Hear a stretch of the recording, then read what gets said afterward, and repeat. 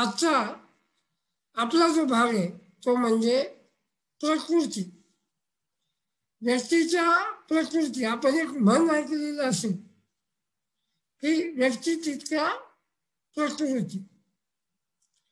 म्हणजे प्रत्येक व्यक्ती, आता 1 लोक आहेत बघा दुनियामध्ये, पण प्रत्येक माणूस सारखा नाही. सगळ्यांना सारखेच अवयव आहेत, नाक कान डोळे सगळे सारखेच आहे, पाय हात त्वचा. पण प्रत्येक व्यक्ती हा प्रत्येक व्यक्तीपासून वेगळा आहे. त्याला म्हणतो आपण प्रकृती. प्रकृती. आता ही प्रकृतीने प्रत्येक माणूस हा प्रत्येक माणसापासून वेगळा केलेला आहे निसर्गाने. आणि हा वेगळा काय आहे तर त्याच्यामध्ये काही गुण असतात, त्याच्यामध्ये काही तत्व असतात. त्या तत्वामुळे, त्या गुणामुळे, त्या संबंधित वैशिष्ट्यांमुळे तो व्यक्ती एकमेकांचा वेगळा असतो. दुनियामध्ये बघा, जर सगळे सारखे असते तर एकमेकांची ओळख आपल्याला पटली नसते. उदाहरणार्थ, आपण जरी 4 असलो, 3 जरी असलो तर आपल्याला एकमेकांना ओळखता येतं. आपल्याला सारखेच अवयव आहेत. मग आपल्याला नीलम ओळखता येते, गौतम ओळखता येतो, अश्विनी ओळखता येते, मंजुश्री बिरोजी ओळखता येते.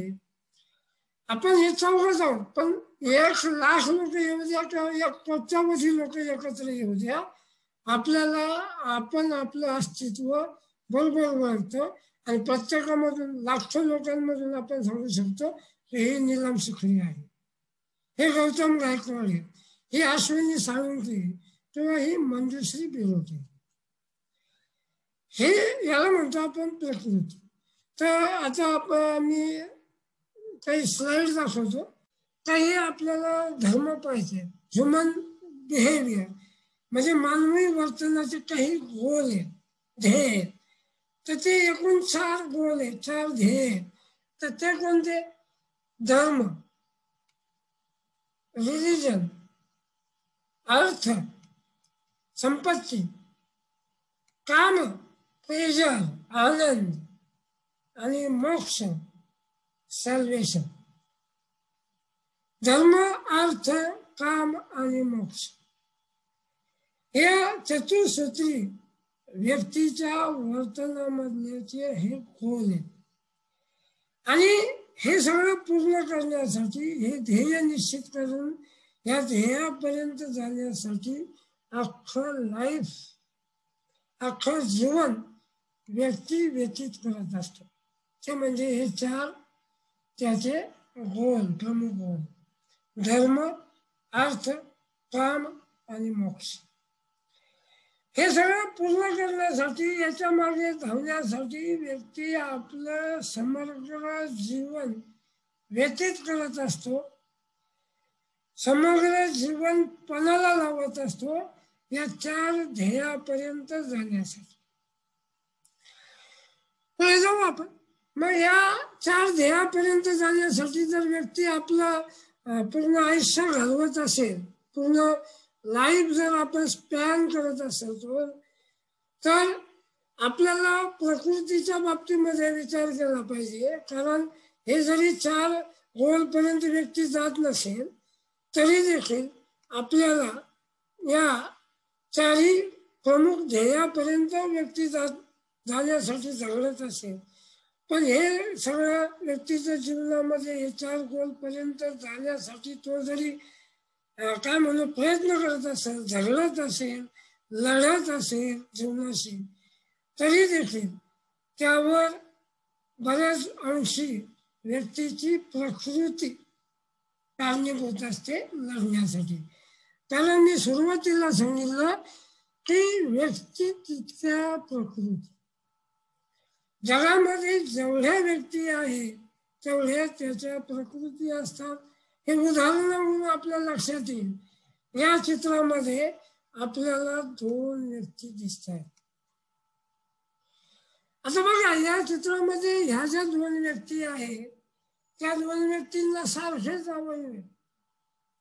नाक कान डोळे हात दात तोंड हे पाय काय म्हणतो त्वचा सारखं आहे, समान आहे सगळ्यांना. म्हणजे निसर्गाने व्यक्ती निर्माण करताना त्याच्यामध्ये सगळे अवयव टाकलेले, पण हे दोघं एकमेकापासून वेगळे आहेत. का वेगळे आहेत? Why two persons are not same? का बरं ही दोन लोक एकमेकापासून वेगळे? म्हणायला तर ती माणसंच आहेत, मानवच आहेत. सगळ्यांना दोन हात, दोन डोळे, एक नाक, दोन कान, त्वचा, पाय, सगळे अवयव सारखे. मग हे वेगवेगळं काय आहे? Why two persons are not same? काय? तर याचं उत्तर आहे ते शारीरिक दृष्ट्या आणि मानसिक दृष्ट्या हे व्यक्ती वेगवेगळे आहे. सगळ्यांना सारखं जरी निसर्गाने बनवलेलं आहे तरी सुद्धा. का वेगळे आहेत? कारण हे निसर्गाने याच्यामध्ये प्रकृती, त्याची प्रकृती प्रत्येकाची वेगवेगळी बांधलेली ठेवण, शारीरिक ठेवण प्रत्येकाची वेगळी आहे. प्रत्येक व्यक्तीमध्ये विविधता आहे. प्रत्येक व्यक्ती हा प्रत्येक दुसऱ्या व्यक्तीपासून वेगळा आहे. त्याला म्हणतो आपण प्रकृती. त्याला म्हणतो आपण प्रकृती. मग मित्रांनो, ही प्रकृती म्हणजे काय? तर यामध्ये आपल्याला प्रकृती म्हणजे काय हे पाहता येईल. म्हणजे प्रकृती पाहत असताना आपल्याला आधी पंचमहाभूतांचा विचार करावा लागेल.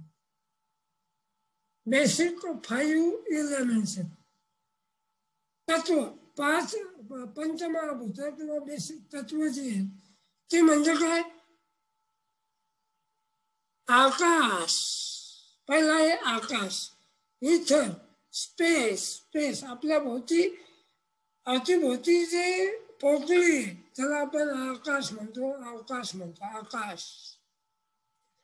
वायू, दुसरं आहे तत्व वायू, एअर किंवा मोशन, गती, वायूच्या वेगाने गती. तेज, तेजोमय, तेज, फायर, एनर्जी, एक पद्धतीची एनर्जी, रेडियंट एनर्जी, तेज. जल, जल म्हणजे वायू, वॉटर, पाणी, जलतत्व. कोहेसिव्ह तत्व म्हणजे संलग्नित आहे याला जल, म्हणजे एकमेकांशी संलग्नित. त्यानंतर आहे पृथ्वी. पृथ्वी म्हणजे मास, आपलं काय म्हणतो आपण की अर्थ. हा सगळा गोचावळा जो आहे, ही सगळी दुनिया जी आहे ती पृथ्वीवर वसलेली.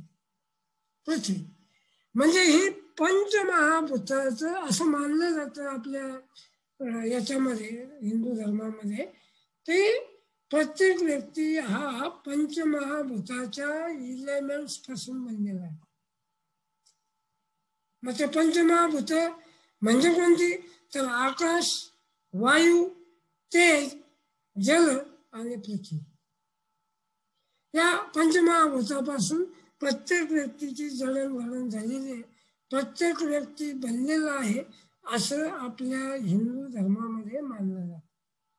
तेव्हा या पंचमहाभूतांचे तत्वे प्रत्येक व्यक्तीमध्ये आहे.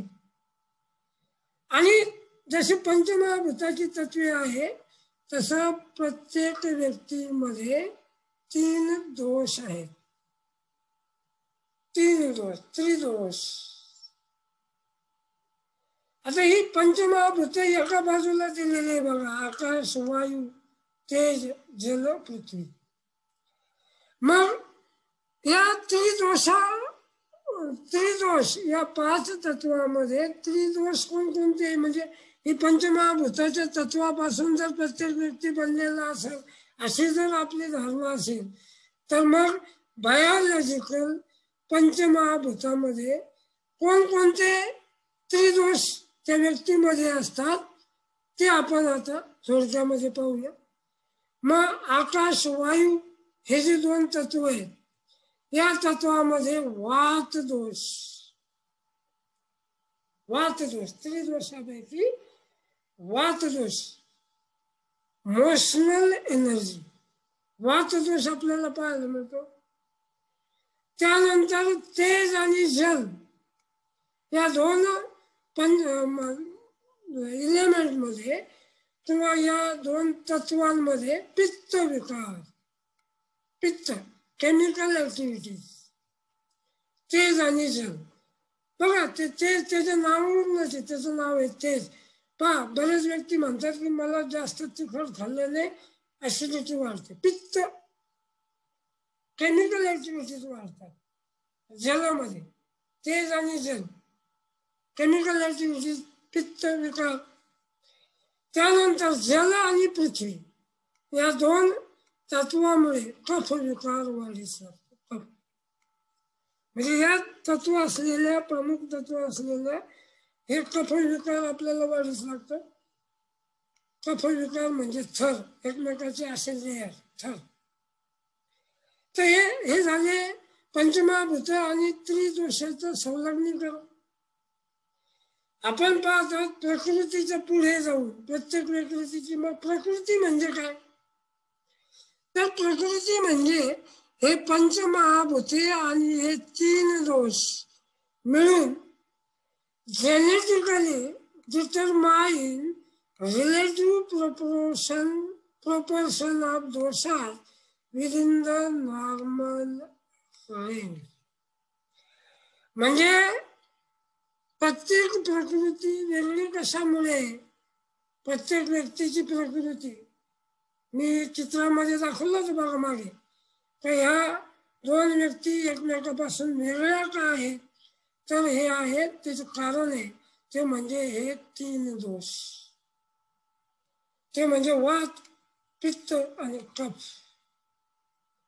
प्राधान्याने प्रत्येक व्यक्तीमध्ये या त्रिदोषावर आधारित गुणधर्म असतात आणि ते एकमेकापासून वेगळं होण्यासाठी मदत करतात. आणि अशा व्यक्तीला आपण त्याची प्रकृती वेगळी आहे, प्रत्येक व्यक्ती हा प्रत्येक दुसऱ्या व्यक्तीपासून वेगळा आहे असं आपण मानतो. ही प्रकृती दोन प्रकारची असते मित्रांनो.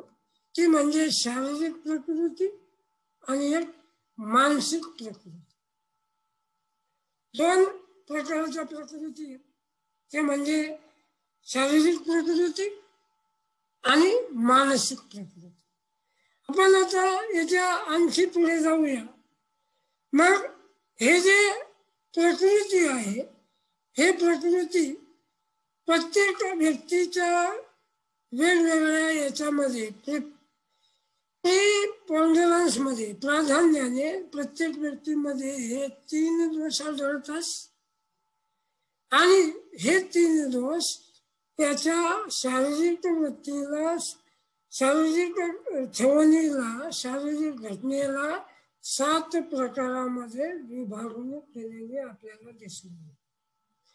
प्रत्येक प्रकृती या तीन दोषावर आधारित प्राधान्यक्रमाने असतात: वात, कफ आणि पित्त. आणि प्रत्येक शारीरिक प्रकृती, प्रत्येक व्यक्तीची शारीरिक प्रकृती ही 7 गोष्टीवर आधारित असते. पण आपण त्या व्यक्तीची प्रकृती या तीन दोष जे आहेत, वात, कफ, पित्त. आता वात प्रकृतीची पर्सनॅलिटी कशी असते, वात प्रकृतीची लोक कशी असतात, याचं काही उदाहरणं या समोरच्या स्लाइडमध्ये आपल्याला पाहायला मिळतात. की वात प्रकृतीची व्यक्ती प्राधान्यक्रमाने, साधारणपणाने त्याच्यामध्ये कोणते गुण अवगुण असतात, कोणते गुणधर्म असतात, याविषयीच्या या पुढच्या 2-3 स्लाइड आहेत. प्रकृती समजून घेत असताना हे पण आपल्याला समजून घेणं आवश्यक असतं की वात प्रकृतीची लोक प्राधान्यक्रमाने कोणती गुणधर्मे त्यांच्यामध्ये असतात. म्हणजे आपल्याला आपली प्रकृती लक्षात येईल की आपण कोणत्या प्रकृतीचे व्यक्ती आहोत. मग वात प्रकृतीचे लोक कसे असतात, साधारणपणे व्हेरी सेन्सिटिव्ह असतात आणि react quickly to changes in their environment. त्याच्या बदललेल्या वातावरणाला ते लगेच रिस्पॉन्स करतात, रिॲक्ट करतात. थोडस जरी वातावरण बदललं की त्याचा तब्येतीवर त्याचा परिणाम होतो. म्हणजे संवेदनशील असतात. त्यानंतर लाईफस्टाईल त्याची चेंजेबल असते, चेंजेबल, एक्सेप्शनली चेंजेबल लाईफस्टाईल. त्याची लाईफस्टाईल सतत बदलणारी असते. त्यानंतर अशा व्यक्ती बऱ्याच वेळा म्हणजे कधी कधी सोबत बाळगतात, म्हणजे सोबत राहतात, कम्पेनशिप त्याच्यामध्ये सोबत असण्याचा प्रयत्न करतात. कधी कधी ते असं म्हणतात की मला एकांत द्या.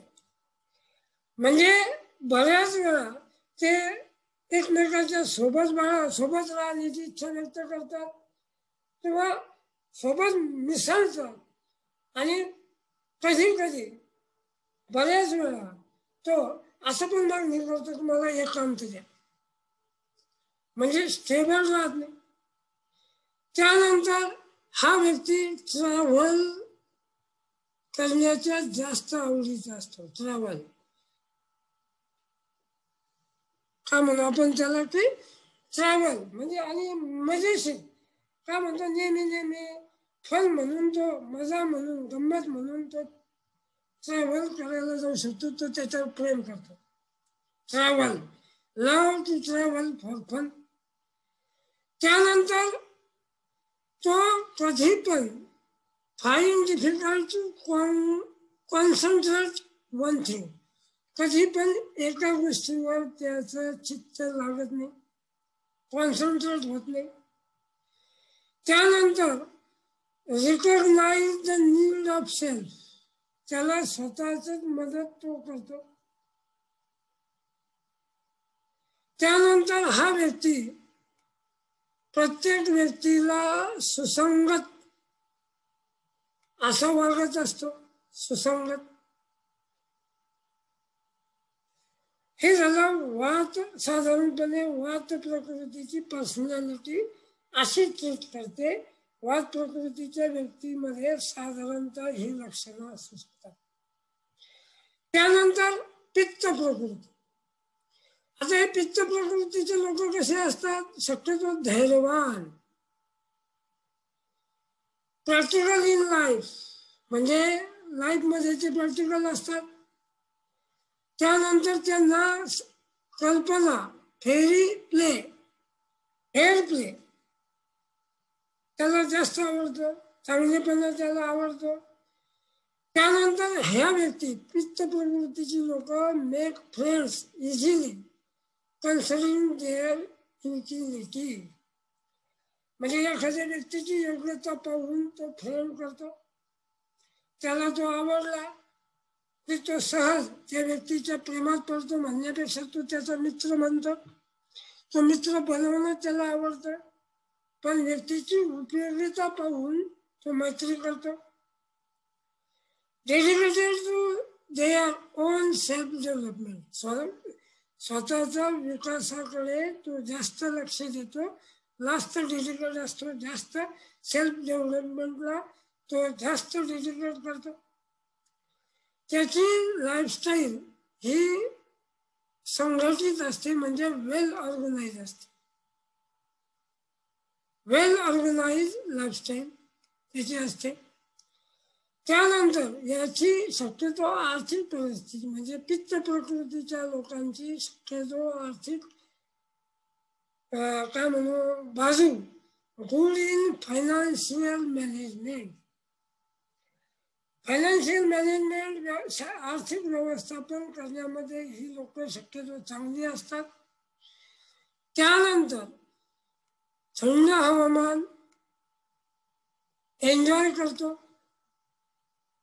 थंड हवामान या व्यक्तीला आवडतो आणि समर म्हणजे उष्ण हवामान याला आवडत नाही शक्यतो. त्यानंतर ह्या व्यक्तीला झोपेची जास्त आवड असते, फॉन्ड ऑफ स्लीपिंग आवड असते. आणि हा व्यक्ती साधारणपणे मिठाई जास्त खातो, प्रिफर टू टेक स्वीट्स. मिठाई हा व्यक्ती जास्त आवडते या व्यक्तीला, पित्त प्रकृतीच्या व्यक्तीला. त्यानंतर पुढे जाऊ मित्रांनो, ते म्हणजे कफ प्रवृत्ती, कफ प्रकृती. आता हे कफ प्रकृतीचे लोक साधारणपणे कोणते गुणधर्म असतात यामध्ये, तर तेही आपण आता चर्चा करू. ते कफ प्रवृत्तीचे लोक usually slow and never in hurry to get anywhere.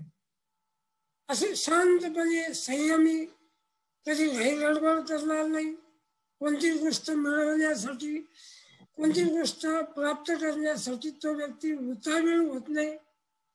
Slow and never in hurry to get anywhere.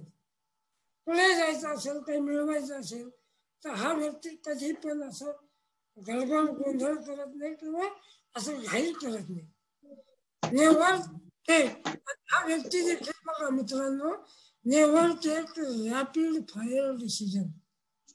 असे डिसिजन घेण्यामध्ये म्हणजे तो काय म्हणतो, लवकर डिसिजन घेत नाही म्हणण्यापेक्षा असे तात्काळ डिसिजन घेत नाही, विचारपूर्वक डिसिजन घेण्यास हा कारणीभूत ठरतो. रॅपिड फायर डिसिजन हा घेत नाही, लगेच निर्णय घेत नाही. त्याच्यानंतर lazy and fair about everything in life. आपल्या जीवनामधल्या प्रत्येक गोष्टीवर त्याचं अनिर्बंध धोरण असतं. यानंतर याचे मित्र जे असतात कफ प्रकृतीच्या व्यक्तीचे व्हेरी लॉयल फ्रेंड्स. त्या व्यक्तीचे मित्र देखील चांगले असतात, त्याचा मित्र गोतावळा चांगला असतो. हा व्यक्ती गुड लिस्नर असतो, ऐकून घेतो दुसऱ्याचं. गुड लिस्नर, चांगला श्रोता असतो हा. त्यानंतर या व्यक्तीमध्ये एक अटॅचमेंट असते, तो पॉझिटिव्ह असतो, लोभी पण असतो थोड्या प्रकारे. म्हणजे त्याला असं वाटतं की प्रत्येक व्यक्तीचं आपल्याला पॉझिटिव्हनेस असतो, तो लोभी थोडासा असतो वृत्तीचा, आणि त्याच्यामध्ये एक पद्धतीची अटॅचमेंट असते. त्यानंतर ह्या व्यक्तीमध्ये कळकळ जास्त असते, कळकळ, दुसऱ्यांविषयी कनवळा जास्त असतो, दुसऱ्याविषयी हळहळ व्यक्त जास्त करतो आणि कनवळ्याला जास्त प्रिफर करतो. अशा लोकांना दया जास्त येते. तर हे मित्रांनो, हे झाले 3 प्रकृती ज्या आहेत, वात, कफ आणि पित्त प्रकृतीच्या लोकांची साधारणपणे गुणधर्म आपण पाहिजे, ती प्रकृत्या कशा असतात हे आपण पाहिलं. मग जाता जाता आपण हे पण पाहूया की या 3 दोषामध्ये व्यक्ती वेगवेगळ्या होतात. प्रत्येकापासून प्रत्येक व्यक्ती हा वेगवेगळा आहे. त्यानंतर ह्या मानसिक प्रकृती ज्या असतात, हे झालं शारीरिक प्रकृती, वात, कफ आणि पित्त. पण मानसिक प्रकृती देखील वेगळ्या असतात प्रत्येकाच्या, त्या असतात गुणावर आधारित. मग हे गुण कोणते, तर ते गुण आहेत सत्वगुण, रजगुण आणि तमगुण. सत्व, रज आणि तमगुण. प्रत्येकाची मेंटल प्रकृती, मानसिक प्रकृती ह्या 3 गुणावर आधारित असते. आपण याच्या आधी पाहिलं की शारीरिक प्रकृती असते, पर्सनॅलिटी, ते पंचमहाभूताच्या त्या तत्वाशी संबंधित कफ, वात आणि पित्त दोषावर आधारित असतात. तर मानसिक प्रकृती ही सत्व, रज आणि तमगुणावर आधारित असतात.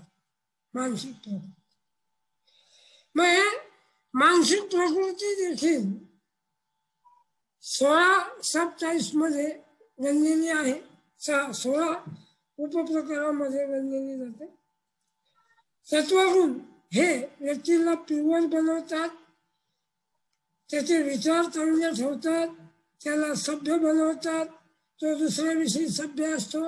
साधारणतः आपल्यापेक्षा वयाच्या मानाने असणार जास्त ज्येष्ठ असणाऱ्या व्यक्तीशी तो सभ्य वागतो. त्याचे विचार स्वच्छ असतात, प्युअर असतात आणि हा व्यक्ती बॅलन्स माइंड असतो.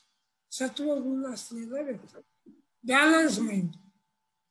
म्हणून बघा, सत्वगुण हा शक्यतो पाळला पाहिजे प्रत्येक व्यक्तीने, आणि प्रत्येक व्यक्तीने सत्वगुणाकडे गेलं पाहिजे. म्हणून दुनियेमध्ये, जगामध्ये प्रत्येक व्यक्तीची धडपड सत्वगुणाकडे जाण्याची असते. अटॅच टू नॉलेज, हा व्यक्ती ज्ञानाकडे झुकलेला असतो, सत्वगुणवाला. त्यानंतर राजस गुण असलेला व्यक्ती हा शक्यतो कोणत्या प्रकृतीमध्ये मरतो किंवा काय त्याचे दोष हे असतात, तर हा व्यक्ती साधारणतः एक्स्ट्रोव्हर्ट म्हणजे बहिर्मुख असतो. त्या व्यक्तीला प्रशंसा करायला आवडते.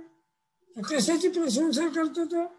तर चांगल्या पदार्थाची, सुगंधाची प्रशंसा हा करत असतो. चांगले चांगले पदार्थ त्याला आवडतात, ॲडमायर होतो, प्रशंसा करतो चांगल्या पदार्थाची. त्यानंतर हा व्यक्ती उदार स्वरूपाचा गुण त्याच्यामध्ये असतो, म्हणजे दुसऱ्यांविषयी तो उदार असतो. त्यानंतर हा व्यक्ती रिझल्ट ओरिएंटेड असतो. कोणत्या गोष्टीचा रिझल्ट लवकर लागला पाहिजे, त्याचा निकाल लवकर लागला पाहिजे, या धोरणातून त्याचं वागणं असतं. आणि फास्ट ॲक्टिव्ह असतं, लवकर रिॲक्ट होतो, लवकर कामाला पण लागतो. राजस गुणाचा व्यक्ती. त्यानंतरचा आहे तमोगुण. तमोगुण म्हणतात त्याला. तर तमस गुणाचा मानसिक प्रकृतीचा व्यक्ती हा साधारणतः वैशिष्ट्याने जड, म्हणजे जड बुद्धी नसतो, पण साधारणतः त्याच्यामध्ये इनर्ट, आतमधल्या अंतर्मुख जड वृत्ती त्याच्यामध्ये असते. शक्यतो तो अनिच्छुक, कोणत्याही गोष्टीची इच्छा तो व्यक्त कधी करत नाही, अनिच्छुक असतो. आता एखादी गोष्ट त्याला करायची तर तो लगेच रिॲक्ट होत नाही, तो म्हणतो करू बघू, इच्छा व्यक्त करत नाही. शक्यतो ही लोक विकृतीकडे वळलेली असतात. शक्यतो विकृत मानसिक विकृती याच्यामध्ये असू शकते. अस्वच्छ राहण्याकडे याचा कल असतो. अस्वच्छ, गबाळ ज्याला म्हणू आपण. आणि याचे मेलिशियस विचार, दुर्भावनायुक्त असे विचार याचे असतात तमस गुणाच्या व्यक्ती.